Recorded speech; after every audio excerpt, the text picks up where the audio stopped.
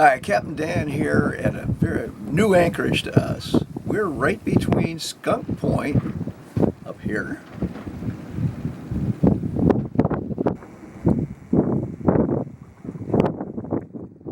and East Point. We've never anchored in here before. In fact, this anchorage doesn't show up on any chart, but it's got a sand bottom. We're in about 30 feet of water and in the lee of the island. Apparently this place has been discovered before, however, by fishermen and surfers.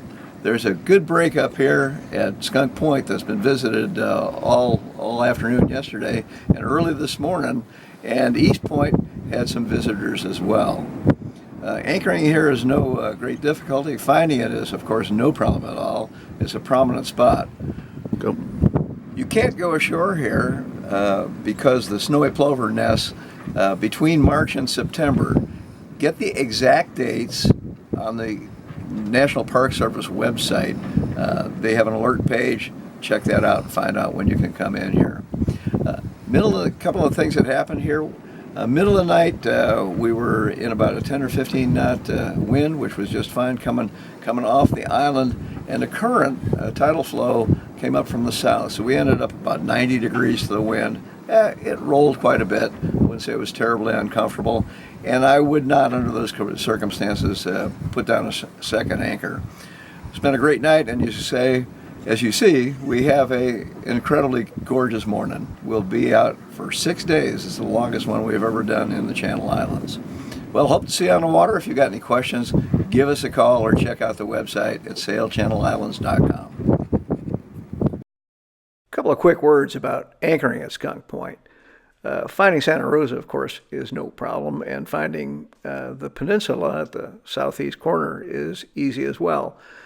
Our spot we picked about 2/3 of the way between East Point and Skunk Point, and we picked it based on the wave action that we were seeing at the time we got in there. Recall that we said earlier in the video that there's tidal flow that goes north and south most of the time, is pretty strong and can result in conflicting currents and quite a bit of a rock and roll. We also picked this spot because it has some shelter behind this 300-foot hill. If things had gotten rotten during the night, we would have gotten underway and gone up to northwest anchorage in Betcher's Bay. You can identify our spot precisely by the drying area there at the left and our spot below the hill. We're just a little bit south of Skunk Point proper. It's probably a long paddle from where we are.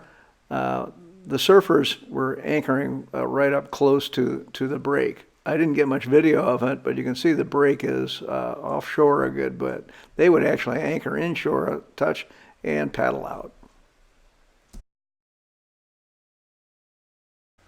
And here's the link to the warning and alert page for the National Park Service.